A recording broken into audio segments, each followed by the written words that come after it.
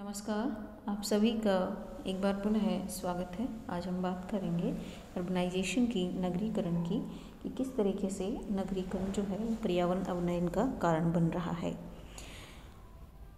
देखिए, आप सब इस लेवल पे हैं कि नगरीकरण शब्द से सभी परिचित हैं। इस पिक्चर में भी आप देख पा रहे हैं कि किस तरीके से नगरों में जो पॉपुलेशन है वो इतनी ज़्यादा बढ़ चुकी है कि वहाँ पे जो एक सबसे नेसेसरी ज़रूरत अपन मानते हैं कि शुद्ध हवा में सांस इंसान ले पाए, तो वो नगरों में कहीं नहीं है। हर जगह आपको भीड़ नज़र आएगी, चाहे वो सड़कों पे हो, व्हीकल्स के रूप में हो या आवास के रूप में हो, किसी भी रूप में हो, हर जगह आपको भीड़ ही नज़र आती है। तो इस तरीके का जो एक नगरीकरण हर जगह देखने को मिल रहा है, उसके पर्यावरण पे बहुत ही डिग्रेड करने वाले रिजल्ट्स देखने को मिल रहे हैं। अर्बनाइजेशन होता क्या है कि जो रूरल एरियाज हैं, ग्रामीण क्षेत्र हैं, वहाँ से जो लोग हैं वो विस्थापित होकर नगरों की ओर प्रस्थान कर जाते हैं, जिसका रीजन रोजगार की तलाश हो सकता है या कोई और भी रीज़न इसमें हो सकते हैं। सुख सुविधाओं का यूज करना भी इसका रीज़न हो सकता है, क्योंकि जो नगरों के अंदर जो मूलभूत सुविधाएं हैं वो अच्छे तरीके से अवेलेबल होती हैं।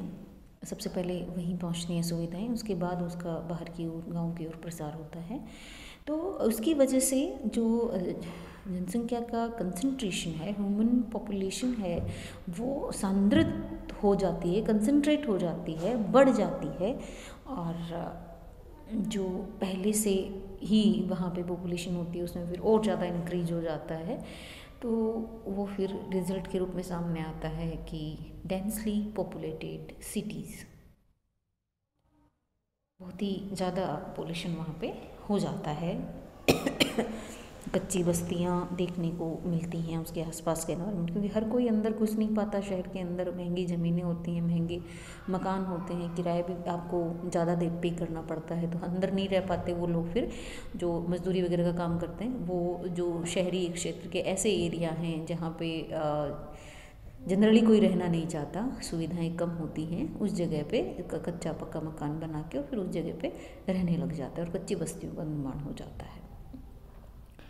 तो नगरीय केंद्रों में जनसंख्या के लगातार बढ़ते सांद्रण और औद्योगिकरण भी इसमें एक रीजन है, जिससे नए नगरों के निर्माण और पहले में जो नगरों में विस्तार है उसके कारण विकसित और विकासशील देशों में पर्यावरण प्रदूषण और अवनयन की बहुत सारी समस्याएं उत्पन्न हो गई हैं। 1950 के बाद से तेज गति से और ये नगरीकरण हो रहा है। अब इसमें 1950, 1975, 2000 और 2030 जो कि आने वाला है अभी, उसका कंपैरिजन देख सकते हो। 1950 में पूरे विश्व की अगर हम बात करें तो ये नगरीकरण जो था ये 29% था, मतलब पॉपुलेशन का 29% शहरों में रह रहा था। उसके बाद ये 1975 में बढ़ के 37% हुआ, फिर 2000 में बढ़ के ये 47% हो गया, और अभी 2030 तक संभावना है कि ये बढ़ करके इसी स्पीड से अगर बढ़ता रहता है तो ये 61% हो जाएगा।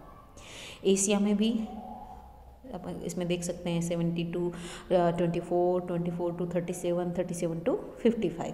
तो ये परसेंटेज जो है वो बढ़ता जा रहा है, चाहे अपन किसी भी महाद्वीप की चर्चा करें। तो 1950 के बाद से सभी समस्त विश्व में, चाहे वो विकसित राष्ट्र हैं, विकासशील राष्ट्र हैं, उसमें अगर सारी जनसंख्या के संदर्भ में अगर अपन नगरीय जनसंख्या की बात करें तो नगरीकरण की दर जो है वो 1950 से 1980 के बीच में बहुत तेज हो गई थी, और मात्र 30 साल में विश्व की सकल जनसंख्या के संदर्भ में अगर अपन बात करते हैं तो नगरीय जनसंख्या का प्रतिशत लगभग 20-25% बढ़ गया था। तो भारत की बात अगर अपन करते हैं तो भारत की 1981 की जनगणना के अनुसार नगरीय जो जनसंख्या थी वो समस्त जनसंख्या का 22.45% थी, भारत में नगरीय जनसंख्या का घनत्व है 3200 व्यक्ति प्रति वर्ग किलोमीटर है, जबकि ग्रामीण जनसंख्या का घनत्व मात्र 170 व्यक्ति प्रति किलोमीटर है। ये अनुमान किया गया था कि भारत की नगरीय जनसंख्या 20वीं शताब्दी के अंत तक संयुक्त राज्य अमेरिका की सकल जनसंख्या के बराबर हो जाएगी।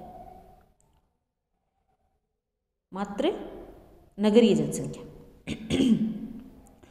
प्रारंभ में नगरों और कस्बों को उच्च जीवन स्तर का प्रतीक मानते थे, क्योंकि जब इनका नगरों का निर्माण प्रारंभ हुआ था तो इनमें जीवन यापन के लिए बेहतर पर्यावरणीय और भौतिक सुविधाएं उपलब्ध करवाई गई थी। परंतु वर्तमान समय में अगर हम देखें तो विश्व के महानगर और विकासशील देशों के जो महानगर हैं, लघु शहरों में सब में वायु, जल एवं ध्वनि प्रदूषण बढ़ जाने के कारण ये नगरीय केंद्र अब मानव के रहने के लिए लगभग अनुपयुक्त हो चुके हैं, क्योंकि यहाँ का जो पर्यावरण है नगरों का, उसकी गुणवत्ता में भारी गिरावट आई है। वास्तव में नगरीकरण में विस्तार और वृद्धि का तात्पर्य यह है कि नगरों में मानव जनसंख्या के सांद्रण में अत्यधिक वृद्धि और इस नगरीय जनसंख्या में प्रस्फोट के कारण भवनों, सड़कों, गलियों, मल जल के नाले, बरसाती नाले, पक्की सतह, शौचालित वाहन, मोटर कार, ट्रक, बस, लारी, मोटरसाइकिल, स्कूटर, ये सभी इसमें आ जाते हैं। कारखानों की संख्या, नगरीय अपशिष्ट पदार्थ, एरोसोल, धूम्र, धूल, राख, कचरा, मल जल, दूषित जल, हानिकारक गैसें में भारी वृद्धि होती है, जिसके कारण कई पर्यावरणीय समस्याएं उत्पन्न हो जाती हैं।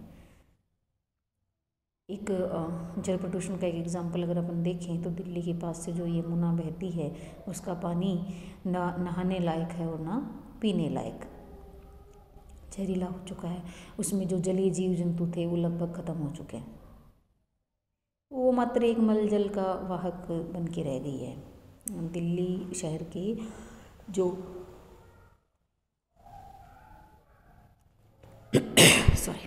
खुले बड़े नाले हैं, उनसे 323 मिलियन गैलन मल जल जो है वो यमुना नदी में डेली पहुंचता है। और जो दिल्ली की महानगर पालिका है, उसमें निगम का जो दूषित जल को शोधन करने के संयंत्र हैं, उनकी जो शोधन क्षमता है वो मात्र 184 मिलियन गैलन है। तो 323 मिलियन गैलन रोज मल जल निकलता है। शोधन मात्र करने की क्षमता 184 है। उनमें से कितना काम कर पाते हैं प्लांट्स और कितना नहीं कर पाते, वो एक अलग बात है।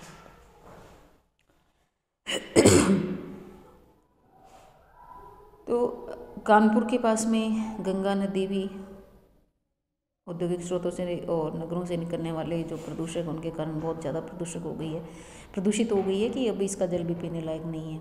तो विश्व की हो चाहे भारत की हो, सभी बड़ी नदियाँ जो हैं उनके किनारों पर बसे जो महानगर हैं, उन्होंने नदियों के जल को खतरे के स्तर से ज़्यादा प्रदूषित कर दिया है। यदि नगरीय केंद्रों में और उसके समीपी भारी भागों में औद्योगिक विकास भी हो जाता है तो और अधिक भारी पर्यावरणीय समस्याएं उत्पन्न हो जाती हैं। कारखानों की चिमनियाँ, जिन्हें हम मानव ज्वालामुखी कहते हैं, और स्वचालित वाहनों से भारी मात्रा में जो गैसें, धूल और एरोसोल निकलते हैं, उनका नगरों के ऊपर सांद्रण हो जाता है और प्रदूषण गुंबद का निर्माण हो जाता है और वायु का बड़े पैमाने पर प्रदूषण होता है।